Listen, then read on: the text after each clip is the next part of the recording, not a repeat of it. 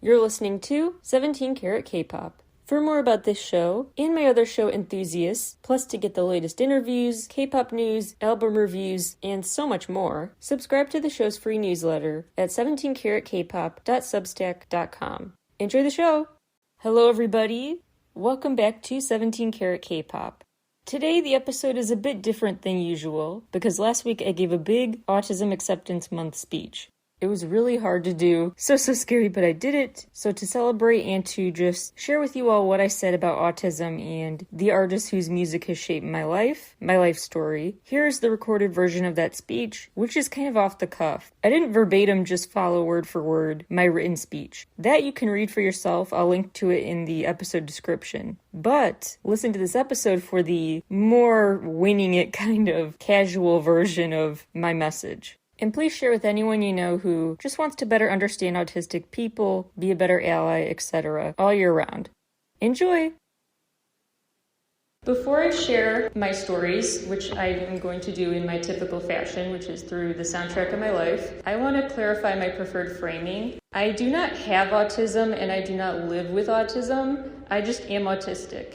I used to not care about this distinction, and some autistic people never do, but I found it empowering to just define myself as autistic as if it's just another adjective. Autism is not a disease I live with or a crippling condition from which I need to be cured.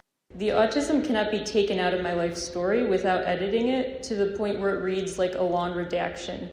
Trying to take the autistic traits out of me is pointless and harmful, so instead of treating me as a puzzle piece, I despise the puzzle piece symbolism.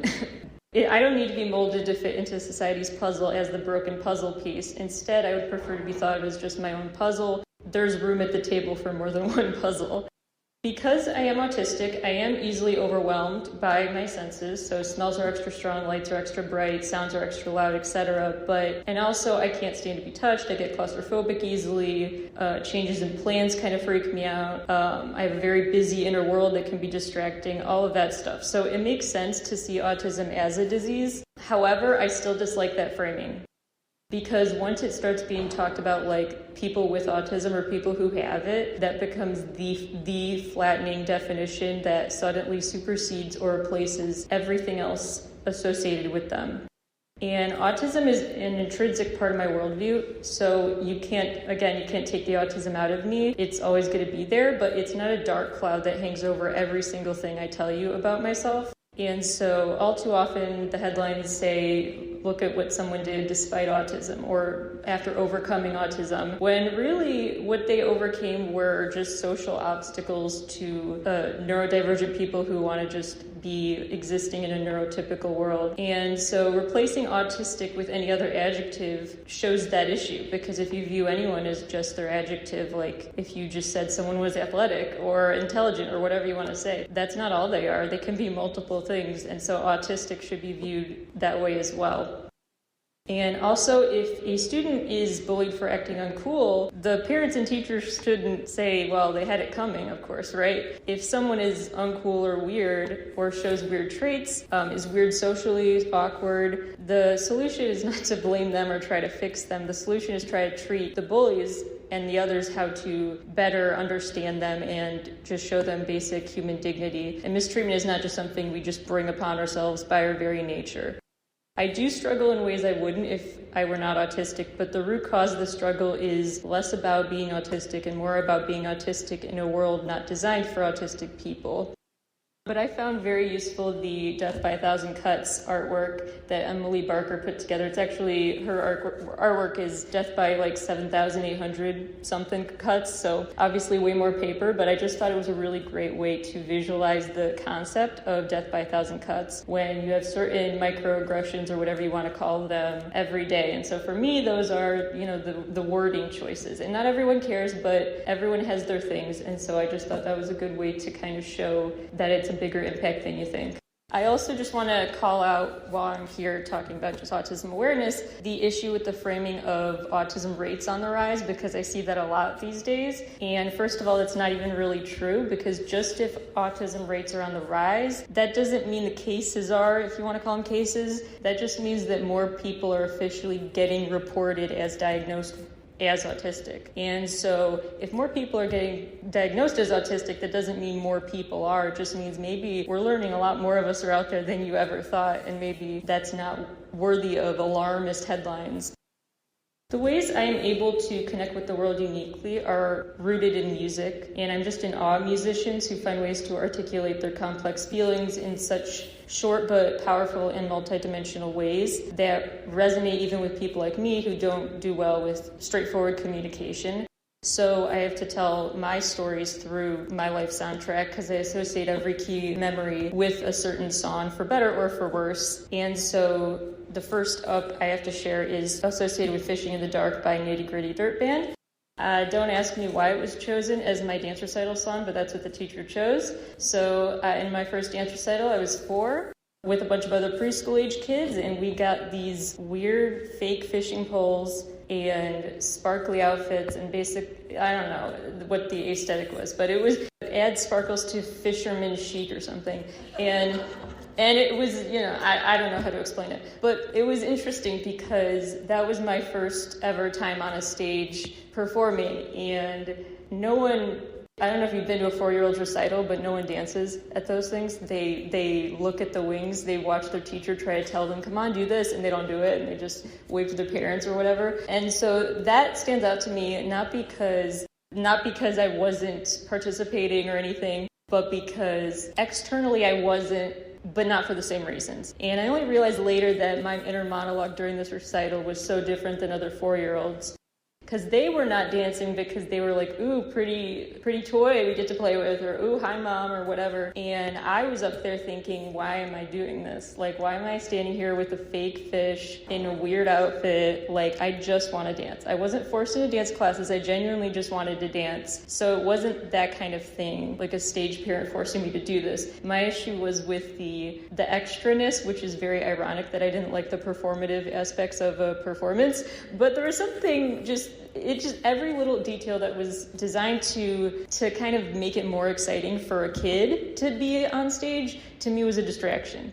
I was already, overstimulated, and I just wanted to dance to feel the music. And that was one of my earliest memories of thinking, wow, I guess taking a weird, serious, what is the purpose of this analytical approach is not what every 4-year-old's doing in that kind of situation.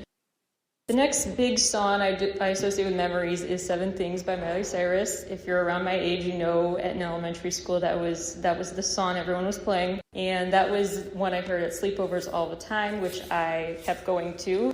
I felt kind of obligated to say yes, which is weird in hindsight to feel like no one's forcing me to go to sleepover. But for some reason I still felt like I had to say yes, even though I didn't like it. Because again, I was a very serious analytical kid, and I'm like, what is the point of this sleepover? I'm just like gonna be with other people and we're gonna like talk and throw pillows at each other or something. Like, I don't understand like the purpose of a sleepover. I was very, very analytical and didn't understand that. But I figured, how else am I supposed to connect with people?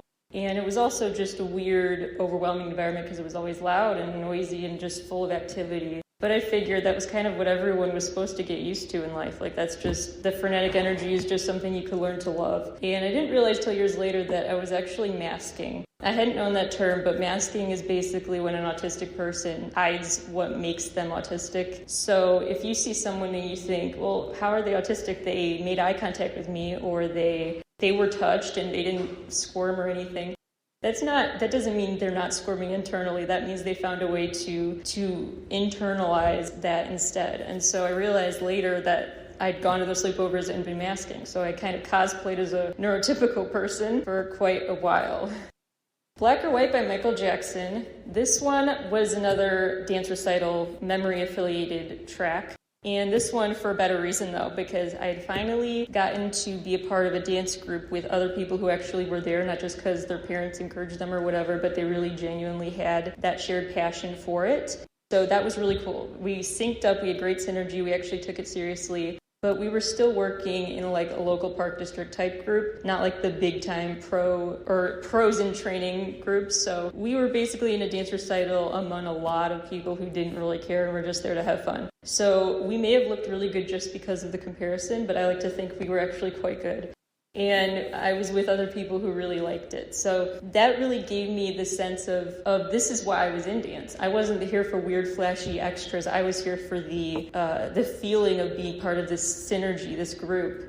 I enjoyed it so much, I even volunteered to do the solo. So I did like a solo intro dance transitioning to the next act. And after the event, I overheard people talking about how much they liked the Black or White dance group, and I was really scared to hear that because people like saw me, but I was also really excited. So I'll kind of explain what I mean after the next story. Over the Rainbow by Judy Garland. So this one is associated with an 8th grade assembly I went to, and that was profoundly life-changing. I feel like every middle school would be way better if they had this kind of assembly where the speaker basically said, statistically, there's no way people haven't bullied each other at this school, so we're just going to sit here until someone comes up to the mic. And so people just, there were the longest minutes of my life of awkward silence where people, like everyone's just fidgeting, but we felt trapped because he said we're not leaving. We could stay all night if someone had to get up and say, hey, I'm sorry, or even just what they promised to do to be more friendly in the future or something. And it was very long, but it was only a few minutes. And then someone finally went up there and said, kind of just mumbled something like, well, I feel bad. I wasn't really paying attention to, and he said the guy's name. And so it started kind of like that, where some people would say like, sorry, I guess we did kind of just leave you as an outcast and didn't bother to bring you into the fold. And it was bizarre to see all these middle schoolers suddenly get so mature. And one by one, suddenly, it was like the faucet would turn off and the steady stream of people started going to the mic. And some were very detailed in their apologies. Some were very finger wagging at us, like, why aren't you guys, be nicer to so-and-so? And it was very eye-opening and incredible. And then, of course, I was very touched when someone said my name and talked to me and said, you guys need to stop treating her terribly. And that was really incredible. And what's interesting to me is that I linked that memory to the Black or White one, which is weird. I didn't mean to do that, like color theme Black and White to Over the Rainbow. But that is how fate worked out, because in both cases, I realized I really, really want to be seen and I really want to be heard. But I also am so terrified of being seen and heard. And so I get both simultaneous extreme emotions in both instances. And Somewhere Over the Rainbow, or Over the Rainbow, was what played as everyone left the auditorium that day, left the gymnasium where we had the assembly. It was bizarre because people left crying and hugging, and jocks were talking to theater kids, were talking to nerds, were talking to everyone. Well, it was bizarre, like how the cliques dissolved after that assembly. Cheerleader by Omi. This one I associate with a friend of mine who I've changed the name of to Aiden for the sake of privacy. And this was his favorite song. It brought him a lot of joy and strength, even though it was kind of just a simple song, but it just made his day. And it helped him a lot during his cancer treatments. He passed away before we could graduate together. But I really connected with him, and I always think of him when I hear this song because, first of all, he felt music like I did, intensely, and that was really cool to see someone else connect with music so deeply. And second of all, it was very cool because he was kind of like the first person I clicked with in a way that I hadn't before, where he was weird too, and I honestly actually don't know if he ever was officially considered autistic. I would be incredibly shocked if he wasn't autistic, because there were so many things that could go unsaid that we just understood about each other and how outcast-esque we were. So much could go unexplained that it would shock me if he wasn't just like me. And so that was a great way for me to realize that there are actually people out there who, you don't have to mask around, basically. And really also a pivotal moment for me to realize the power of music to shape memories.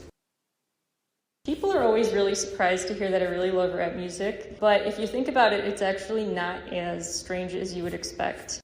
Because throughout my college years, rap was a great go-to for me because I get overwhelmed with my senses and sources of anxiety very easily. And I view my senses kind of as like an iPhone with the volume and the brightness up. That's how I describe it. And I can't regulate that. I can't turn it down or dim the light or anything. It is up on high alert all the time. And so when I find something that gets my mind to sort of get away from thinking about the volume and the brightness and stuff, that is something I just really cherish. And so certain rappers' work has kind of been that go-to because it's so mentally stimulating and so much to think about it, trying to remember it and recite it, and the repetition or the rhythmic aspect of it does something to my brain. Those are some of the artists who I would consider favorites and go-tos. A Big Sean, Kendrick Lamar, Chance the Rapper, J. Cole, mostly Kendrick Lamar. Because they showed me how rap is actually poetry set to music. That's all it is. And I was fascinated by rappers and just how they found words and cadences to fit an emotion in a way that I thought was just so underappreciated and misunderstood about that genre. It was really just incredible to open myself up to. My introduction to K-pop was a huge moment as well. K-pop actually structurally, on a technical level, is different from Western pop. It has more melodic layering, it has more genre blending, it has more sound effects thrown in there, it has more to it. And also the acts have a lot of visually stimulating videos, like very eye-popping, very colorful, also lots of in-sync choreography. So it's kind of mesmerizing on another level. And so that really connected with me because music has always been my go-to escape and immersion. Particularly 17, hence the fact I started a show called 17 Carat K-Pop. They're my ultimate favorites and kind of inspired everything. And their videos really, really just drew me in because of every detail about them is so incredible. I mean, every moment of every video is so cinematic. They find ways to tell stories through the dancing, through the lyrics, through the song titles, through the you name it. I dove into their world after long, stressful days on campus and stuff as kind of my therapy, but also it kind of became a new outlet for me too, and I figured out, that's how I understand the world, through music, and they got their message across to me through all sorts of different stimuli and ways to get that across, and I was just so amazed that they could do that, and that led to my whole series about them. So yeah, that's just a little snapshot. I have a whole running essay series about their discography, so if you really want to get into the nitty-gritty, that's a topic I know very deeply, and I have an essay series about that on Substack. BTS were another key group for me throughout college to kind of help me break out of my shell. I surprised myself because I never voluntarily would talk to other people, and suddenly I was because we were talking about BTS, and so that was really exciting and weird for me. And they also just kind of gave me a new realization about an outlet I could use to connect with people, because they had a habit of putting book recommendations to their work. So like each musical era usually has like a book they recommend we read, or a poet or an author they recommend you check out. Some sort of media besides the music that they want you to explore to fully get the concept album. And that really opened doors for me because I used to never like fiction. They made me realize a lot of fiction is incredible. Some of my favorite books are now fiction. And I wouldn't have picked up those recommendations if it weren't for their advice. And the books they've suggested are quite philosophical and deep sometimes, but really thought-provoking. And another way that I realized, wow, the power of music and other media to get a universal message across was something so striking to me as someone who struggled to get any message across. Other K-pop artists I have to shout out include Stray Kids and NCT, some of my other favorites. Their catalogs really, to me, are just shining examples of like so much to see and listen to at once. And it's just the ultimate high, the ultimate energy boost. They're just very immersive sounds and just, they're so full. And so I remember these artists stand out to me because they got me to stop masking. Like I would suddenly on Canvas, you may have seen me, I'd have my headphones in and I was kind of nodding along, or I would kind of rock back and forth to it. And the little I don't know if you call them tics, but little external indicators this person is a little different. I kind of stopped hiding those because I realized, wow, I have something that makes me feel so good. I don't even care. It surpasses the fear of judgment to rock out. It's worth the price of that. And so that was a really cool realization too. Lastly, the K-pop group with the biggest impact on me lately is TXT. Their work has really, really next level just resonated with me, especially this latest album, The Name Chapter Temptation. There's so much more to it than meets the eye. On its surface, basically, this concept album from them is about Peter Pan and Neverland, but it's really about, they get to the deeper meaning of the story of Peter Pan, which I find fascinating.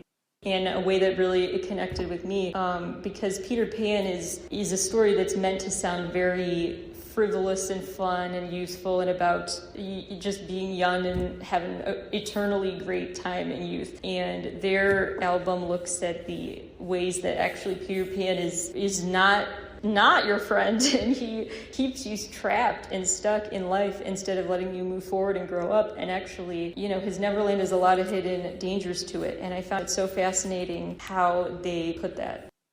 One of my favorite things about pop culture is that the meaning can become so specific to you, even though that's not what they intended maybe, but everyone can interpret it differently. And so for me, it hit me very personally, even though they didn't intend to make a parallel story to autistic people, they did for me, because it got me thinking about the traits associated with childhood, which is what the story Peter Pan is at its core. It's about the best and worst of being a kid. And I realized that autistic people are often viewed as very childish, and we are. We can come across as self-centered and focused on ourselves because our internal worlds are so hard to regulate. It's hard to even contain that enough to care about what's happening in the external world, so we can come across as not caring. When we do, we just don't know how to there's too much else to worry about internally to show that, so we might look kind of snobbish. We can struggle to read people and understand emotions in certain ways. We might not respond in socially acceptable ways yet. We might take longer than other people for certain things. We fear change. We fear the future because we just need routine and stability. There are a lot of traits that are negative associated with childhood and us, but there are also incredible things about the mind of a child that we still have that I think are worth celebrating. We're not jaded. We're not as cynical as some people are. We have this boundless joy to talk about certain things. The topics we are laser focused on and have an encyclopedic knowledge of, we have this uncontained joy to talk about them, which is actually pretty cool. We have this boundless energy for certain things. We react with an outsized amount of joy to the littlest things, which is actually a great thing. We prioritize the present moment. We get really giddy sometimes, and we can't help but kind of rock back and forth or do other little things like that because we have uncontrolled energy, but that can be actually a really cool thing. We can have these kind of a pure new way to look at the world that is worth hearing about from us. One last thing I will say really quickly about TXT before moving on to this next story is just that I also learned about myself through the concept of Neverland and it's what it really represents in terms of its false promises. I guess one of my favorite songs ever probably is Farewell Neverland, which ends the album talking about it's time to move on, which is basically how I connect it to it's time to become an adult. It's time to realize that the stuff that's scary and nerve-wracking out there, you have the ability to handle, which is kind of what it would have been nice to have internalized before, because now we have to go back in the timeline for this next story, which starts really bad but has a really good ending, so it's worth it. House Party by Sam Hunt I associate with College Orientation Weekend, which was designed at first for the most extroverted of extroverted people. It was an autistic person's nightmare. Nonstop social events, big crowds, and just, a lot of gatherings that just brought back flashbacks to masking, and a lot happened, long story short, and I was kind of smack dab in the middle of it. I got positioned right next to the drummer, and we had a live band perform something. I got to enjoy the bright lights and eyes on me in the gym while we all sat there by the drums for unknown reasons. And it was an odd, quasi-graduation, but it wasn't graduation, we just got there. But I don't know. It was really, really, really incredibly frustrating and just not designed with autistic people's needs in mind at all.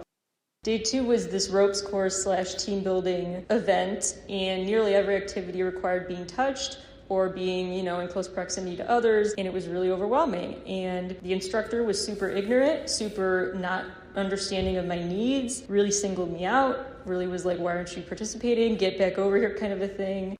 Eventually, he changed his tone, which was almost worse because then it got patronizing, and he gathered everyone around and basically intimated, this is Hope, she has special needs, so she won't be participating today. So just leave her alone. She can't do this stuff. And the tone was so frustrating because I wasn't ashamed to have people think I have certain needs. I was mad that the first impression he gave my new peers before the year had even officially started was that. And again, that goes back to why you shouldn't define someone by autism, because they have so much more they can show you about themselves. If you don't make that seem like the characterization that makes or breaks their presence and what's worthy of acknowledging about it. The weekend ended with a big, loud banquet, house party, and songs like that playing. So here comes the good part that I promised. So after that weekend, freshmen had to write a paper about that weekend. And I knew exactly what people wanted to hear because this is just like the typical first week of school paper, right? Write about how you bonded with your peers and you just you learn to establish trust with them, and you learn the value of teamwork and all this corny stuff that I knew they wanted to hear about this life-changing team building thing we had. And I almost did write that essay just because I knew what they wanted to hear. I knew I could do it and get a good grade, but I was like, actually, I'm going to stop and use this minute. So I actually decided it would be worth mentally going back to that terrible weekend because I would lay out something valuable, which was all the ways that actually the weekend had been terrible for me. And I said, it was outright hostile to autistic needs. So with my permission, long story short, that paper got into the hands of the planning committee and other staff, and the paper was passed around. And the next year, I found out that a lot of the events I had raised concerns about, they had changed, and a lot had become optional too. And I was also just kind of thrown that I had made that difference by speaking out because I hadn't realized the range of people who would benefit from that.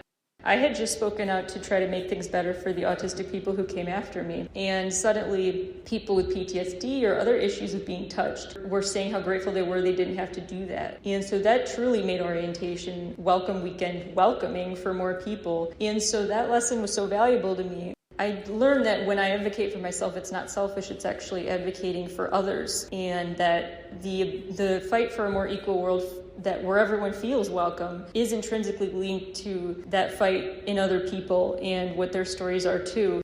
Different challenges, but at the end of the day, I can, a rising tide lifts all boats kind of a thing.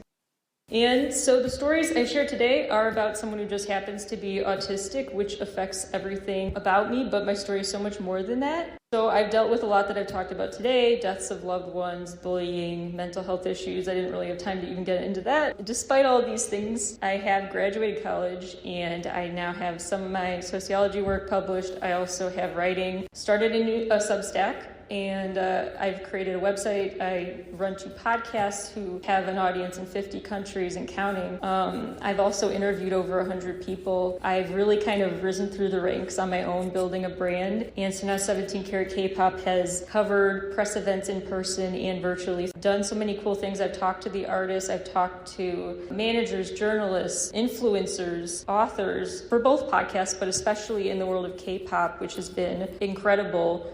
And you'll notice that I've done all this and I'm still autistic. And that's what I'm saying is every successful autistic person you know is still autistic. They didn't shed themselves of the autism and then become successful. They still are autistic, but they found the tools and the support needed to fully realize and step into what they are good at, what they're passionate about, and have the people there encouraging that path for them.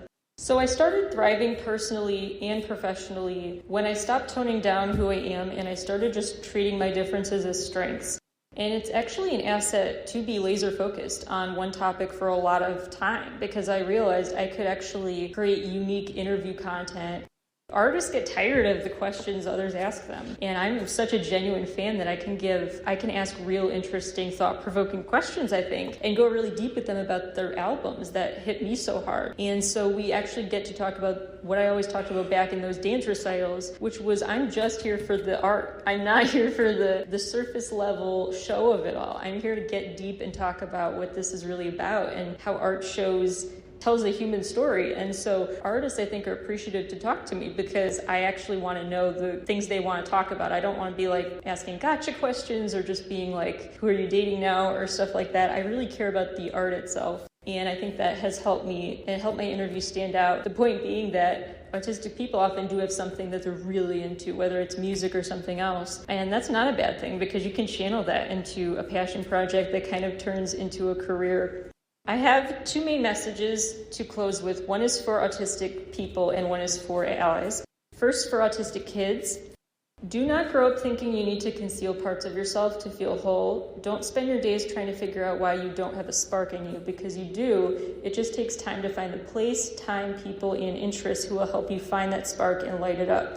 People will frame your autism as a reason to feel bad for you or treat you like damaged goods, but you can and should prove them wrong. Because in many ways, being autistic is amazing. The struggles that come with it are not from an inherent character flaw. They're coming from being unfairly expected to navigate a world not designed for you. If you aspire to go to college but don't think you can handle it, please think of me and know that you can with the right support and environment.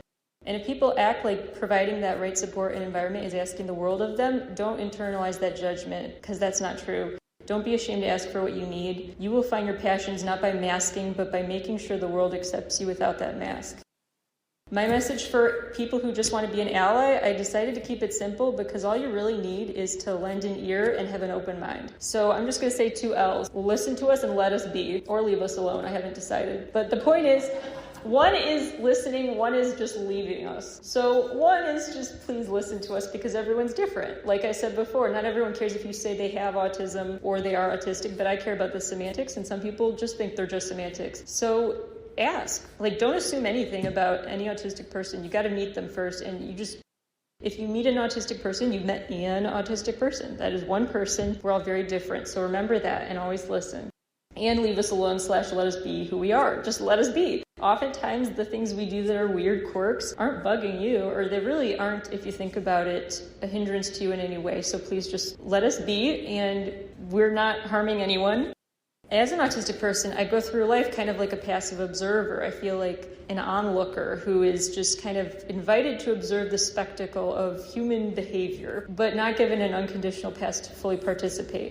But every autistic person has some source of joy and passion that pulls them in and makes them feel like they are part of the middle of the action. For me, that source is and was music, because that's given me my aha moments where I feel like this is what it's like to be fully human. This is the human experience. I understand that message in a new way. And every autistic person has an aha moment ability. They can get there through their passion. If you just let them be who they are, they will stumble upon what gets them fired up and what makes them realize what it's like to just be another person in the world and connect with others. Everyone has the potential to connect with others and shine their light if you just let them find it. So our only agenda as autistic people is to show the world who we are without feeling like we are expected to conform to belong in this world. So please do not make us dim our lights when there's plenty of space for all kinds of minds to shine. Please do not crush our spirits when we have so much to offer. And know that any changes people fear that would come from a more autism-friendly world actually create a more vibrant, welcoming world for everybody. After all, if we say we want to make the world better and more inclusive of different ways of flourishing, that's your world too. We're not talking about a different world. This is the world, the shared world. So making the world more vibrant and embracing of neurodiversity can only help you too. It doesn't take away from anyone. You got to have an abundance mentality when it comes to what people can bring to any situation. So please listen to us. Please let us be who we are. And please get to know us both as autistic people. Those experiences are important, but also outside of being autistic. We have very unique and multidimensional stories and perspectives, and I invite everyone to be a part of our audience. Thank you very much for your time and attention.